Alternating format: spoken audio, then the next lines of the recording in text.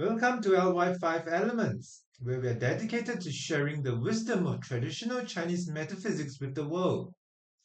Our mission is to teach complex subjects like the four pillars of destiny, also known as Bazi, Qi Feng Shui, and more in simple, easy to understand English.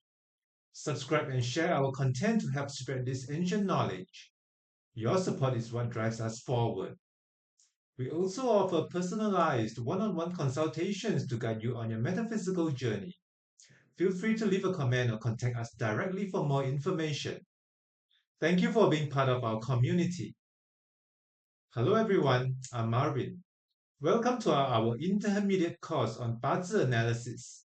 Today is lesson 8 and we are going to share some taboos in Bazi reading. Fortune telling follows certain rules and principles, and in this lesson, I will be sharing what some of these important guidelines are. In fortune telling, there are traditional rules when it comes to charging fees.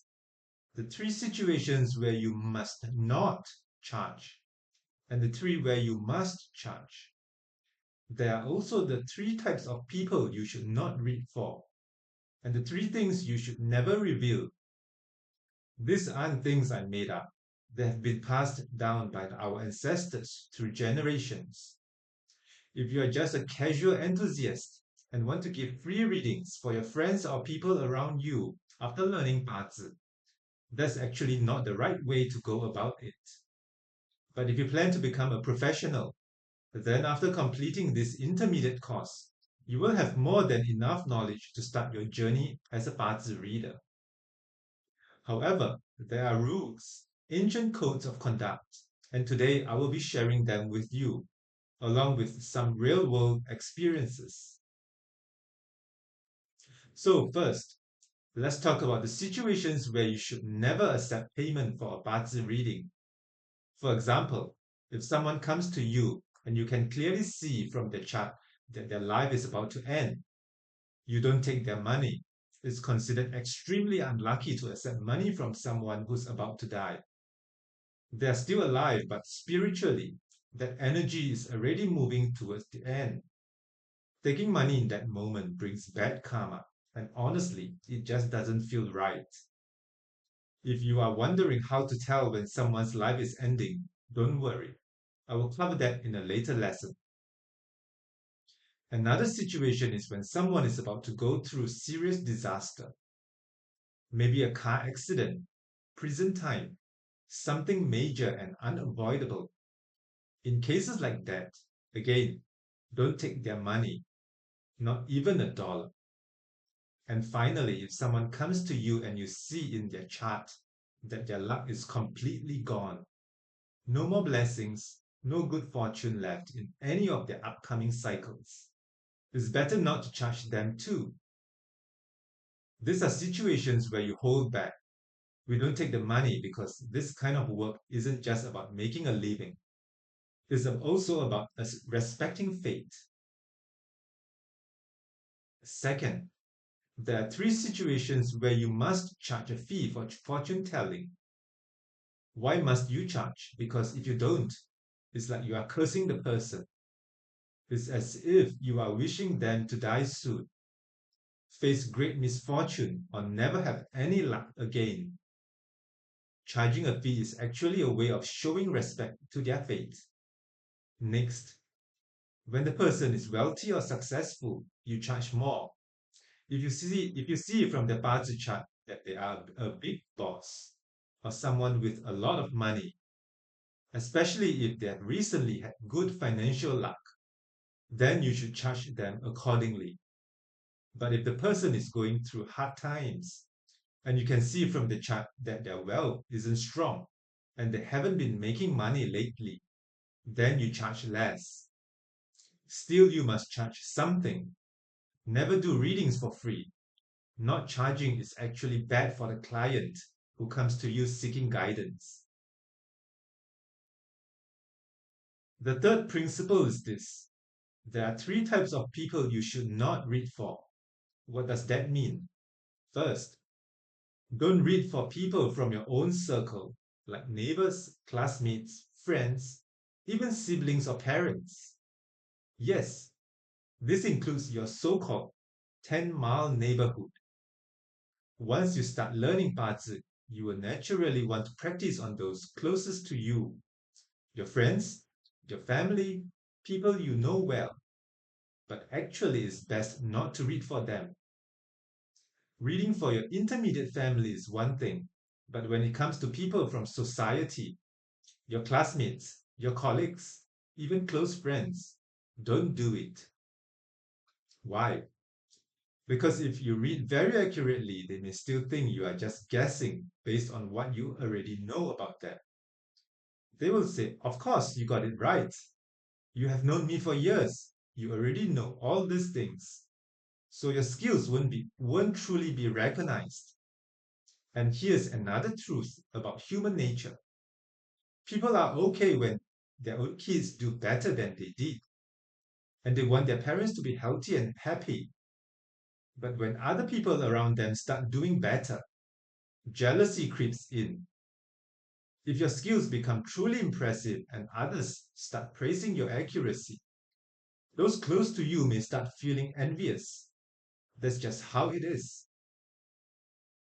Another important part of the three types you should not read for this is this. Don't read for people who don't believe. Sometimes you can tell just by looking at their Bazi chart that this person doesn't believe in fate, spiritually, or metaphysics. And if they don't believe, how can you read for them? There are a few signs in the chart that reveal this. If someone's chart lacks indirect resource, lacks the Taiji nobleman, lacks the heavenly doctor nobleman, and doesn't have the noble canopy star, these are strong indicators they don't believe in spiritual or metaphysical matters. Also, if the earth branches don't contain Chen, Xu, Chou, Wei, that tells you they don't have any connection to spiritual belief systems. These four branches correspond to different kinds of religious or philosophical tendencies. If none of these five signs are present, the person likely doesn't believe at all, so just don't read for them. There are also personality clues. If the chart has too many hurting officers, they will love to argue and challenge everything you say. If there's too many seven killings, not only will they argue, they may even directly confront you and point out what they think are your mistakes, right in your face. Why? Because seven killings bring a strong dominant energy. They have to be right, even when they are wrong. So with people like this, even if you do the reading, it's likely to turn into a debate or power struggle. That's why it's better not to read for them at all. There's also one more type of person you should avoid reading for, and that's someone with a truly noble and blessed fate. When you look at their Bazi chart and you see that almost all of the 10 gods are auspicious, like direct resource, eating god, direct wealth, and direct officer. In other words, over 90% of the chart is made up of favorable stars. Then don't read for them. This is someone we call a great noble person or a great benefactor. People like these are constantly thinking about how to do good, how to help others, how to bring value to the world. That's just how they operate.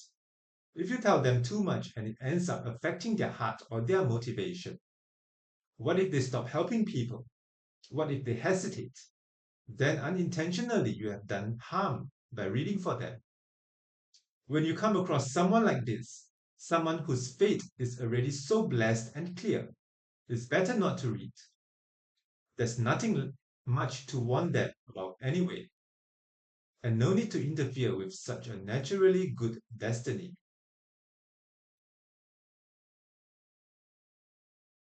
Finally, there's something called the three things you must never say in fortune telling. These are serious taboos, and you really need to understand them. Otherwise, it can bring harm to you as the reader.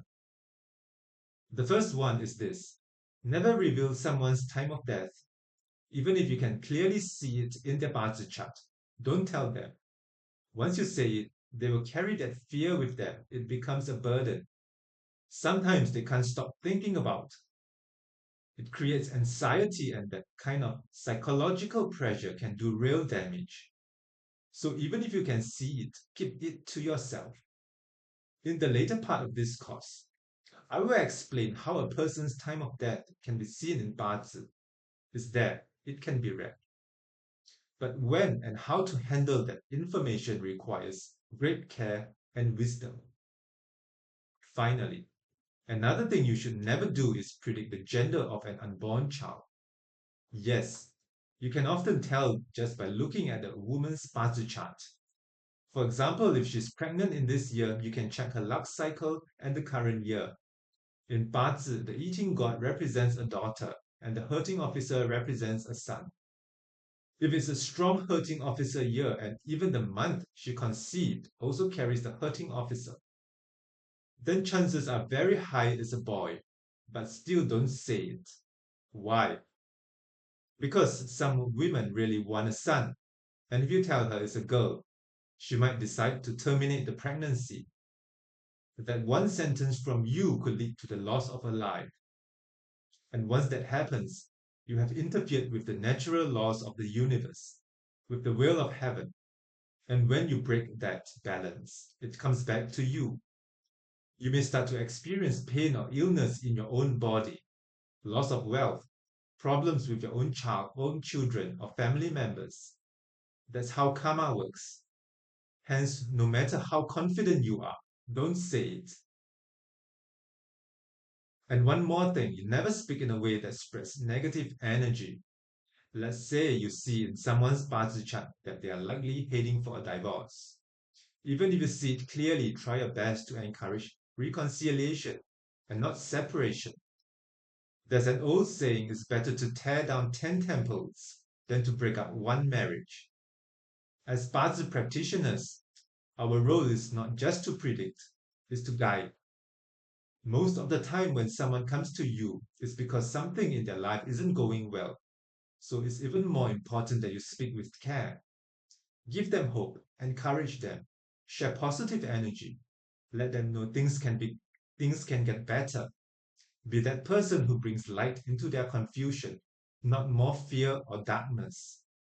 The more positivity you give, the more blessings will come back to you. Speak less about misfortune and more about how to rise above it.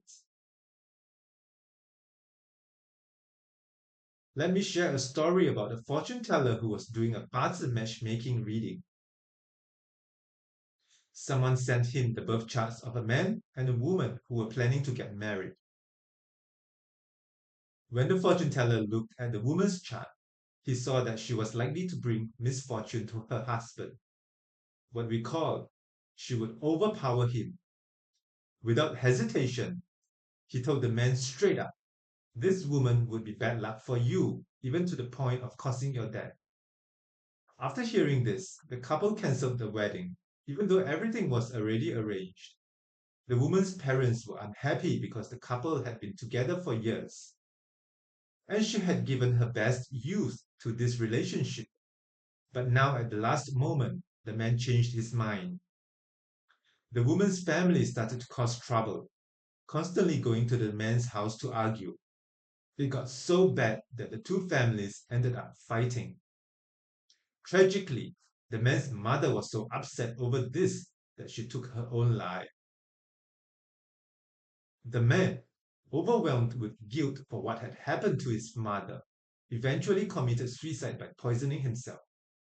All because the fortune teller said one harsh thing.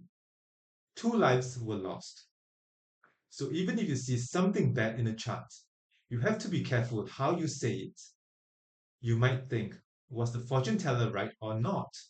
Well, yes, the woman's chart did show she would bring trouble to her husband, even to the point of causing his death.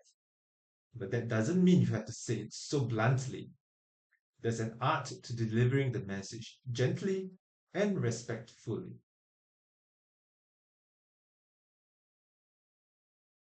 For example, if you see that this woman might bring trouble to her husband, it's usually because she has a bad temper. Her hurting officer energy is too strong.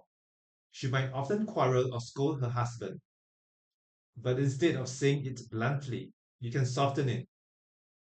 You could say something like, "This woman has a strong personality and may argue with you from time to time after marriage.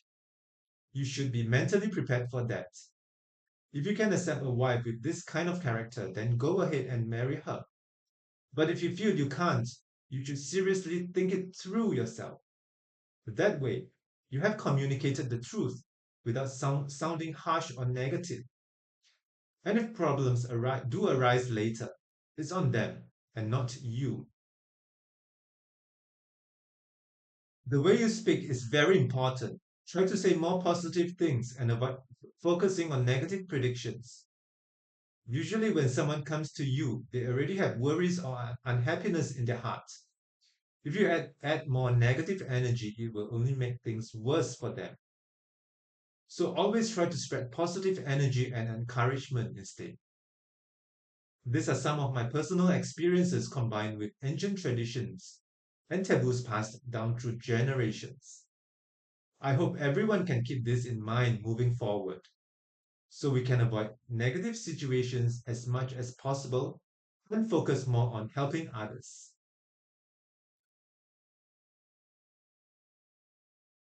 Don't miss out. Hit subscribe and share to join us on this incredible journey of discovery.